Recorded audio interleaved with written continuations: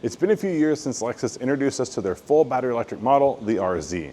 And even though we don't have an all-new RZ yet, they have made a lot of changes to this that you might not notice on first glance, although there is an F-Sport package that you may have picked up on. But it's not just the RZ that got some attention. There's a new Lexus model out on the market that's going to be both electric and hybrid. We'll have that one on the other side there. Stay tuned. Let's dive into what Lexus is doing in 2026 with their electric and electrified models.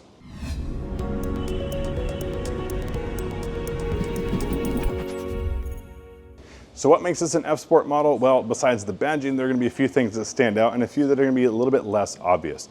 The first is that this is coming in the exclusive F-Sport coloring that's called Wind. To most of you might be called white. Right now, Lexus is calling it Wind, but there are also going to be a lot of black accents all around.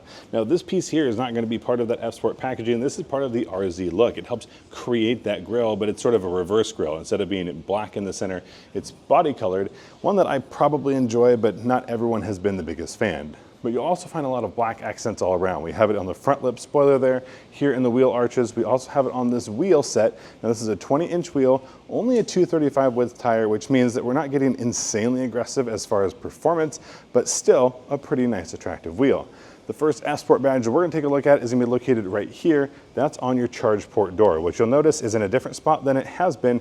And also, it's a lot smaller than it has been because behind here, no longer do we see the CCS port. We're going to find an NACS plug, which also means that your car is going to come with some different adapters than it did last year to make sure you can plug into everything you need to. But that's going to be a nice touch because this is the way things are going. NACS is the future, and Lexus is jumping on board with the 2026 RZ. The RZ has always had some fun styling cues, like an interesting dual split disconnected spoiler design, but we actually have another spoiler here added to the 550 F-Sport model. That's going to be this black spoiler here, which is also a uniquely kind of dual split disconnected design, but you're not going to find that on other models exclusively to that F-Sport. Again, lots of black cladding, and that's going to be a shiny black, so might scratch up, but also is going to look really good until it does. But we're also going to see a lot of signature lighting here because this is a Lexus model. They're leaning heavy into electrification, which in most manufacturers' eyes also means lots of LED lighting. So we do get a strong light bar running all the way across the back here, as well as Lexus spelled out instead of that traditional Lexus badging. And that logo, or at least the text design here, is also not what you're going to find on that actual branding. So a little bit different in how they're trying to establish this. And then finally, it's that 550e F-Sport down at the bottom. 3 different trims available: 350e, 450e, and 550e. Previously, it was the 400e. We're going a little bit of a different direction. So let's talk about what that entails. It's not just new trim levels that we get, it's also a new battery. More battery, more range, but also generally speaking, a little bit more power, and that is what we find here. On that 350e, it's coming exclusively in a front wheel drive layout, and that's gonna have just about 220 odd horsepower. So not a ton. That's gonna be the one you want for extra range. And that range is gonna be about 300 miles. So a lot better than we got in last year's model. If you bump up to the all-wheel drive, that's going to be in your 450e. That comes with over 300 horsepower, about 308, and that's going to get you a range of still about 260. Again, better than last year.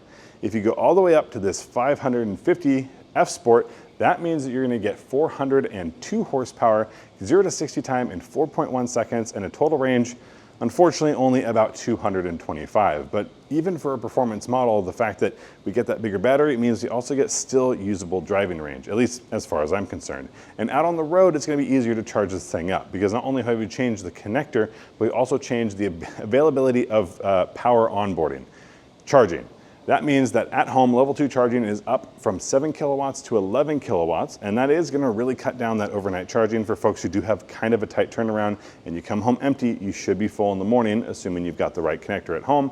And then if you're out on the road, we are now up to 150 kilowatts, which admittedly is not earth-shattering, but it's basically the standard, and I'm glad we are finally there here on not just any Toyota product, here on the Lexus.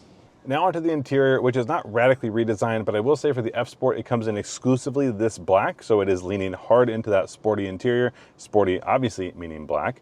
But we also have the blue accent stitching that we'll find up here in the seat and a couple other places here throughout the interior. It's a nice shade of blue. I almost wish there was a little bit more of it. You have to look pretty close to find that it's there. But again, it's not the only interior color, just the one we find here. Unfortunately, it is pretty dark. But let's move on to these screens where there is a lot of screen real estate for you as the driver. And as you can see over on the passenger side, things are a little bit tame.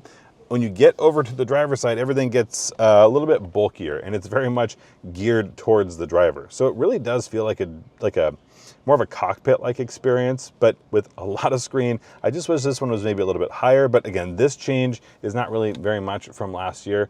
This whole interior actually is very familiar. One of the biggest changes you'll find actually isn't anything you'll see, it's gonna be up above you, because they did make some changes here to this moonroof. And it's a non-opening roof, but it does have the ability to click the button and change the opacity of it. It's going to be clear when it's open, or it's going to be more shaded when you go ahead and turn on that electric signal. So that is gotten a redesign for this year. We haven't had a chance to experience it yet, but when we're out on the road, I will be sure to let you know, because that is one of my favorite features in any new car, and luckily it's finding its way into a lot of EVs.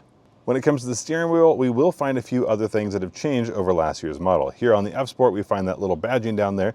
I love that it breaks up this metallic piece here, and we also get that blue stitching. So that's gonna be the most of what you see from the driver's seat.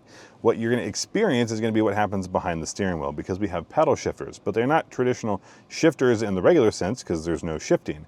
Except in this model, there is, because Lexus has built in a fake transmission, and when you are shifting through your gears, this vehicle is supposed to make it feel like you're rowing through different gears, and it's going to control the power output based on what gear you're supposed to be in. Regen pedals, and we've seen that move over to the Toyota models, but for here in the F Sport, you get a M mode, which is supposed to be your manual transmission shifting. That wraps up our time with the newest electric cars in the Lexus lineup. The RZ over here getting a massive refresh, the ES being an all new design, and let us know down in the comment section whether you are interested in an electric sedan or electric crossover from Lexus, or kind of a spin-off if you're mostly excited that the ES comes in two different power configurations, ones that require a plug and ones that don't, because not everyone has that set up or is able to make that work. Maybe you do have a crazy long commute, and this would be a nice car to spend a lot of time in. Stay tuned, because we will have these at home sooner than later, or first chance we get to drive them, we will certainly keep you up to date. Nick, which direction are you heading before we sign off? I know I'm usually an SUV guy, but I think that this new ES looks fantastic. Carries on some tradition from the old generation, but also takes a lot of inspiration from that concept over there. So you can see very similar styling, and I love that they carried that over. This is final production model. This is probably bar none the nicest luxury sedan in my eyes. I definitely would go for the ES. Either way you go, it's probably not a bad direction. Again, let us know in the comment section below. Thank you so much for tuning in. Until next time, we'll see you down the road.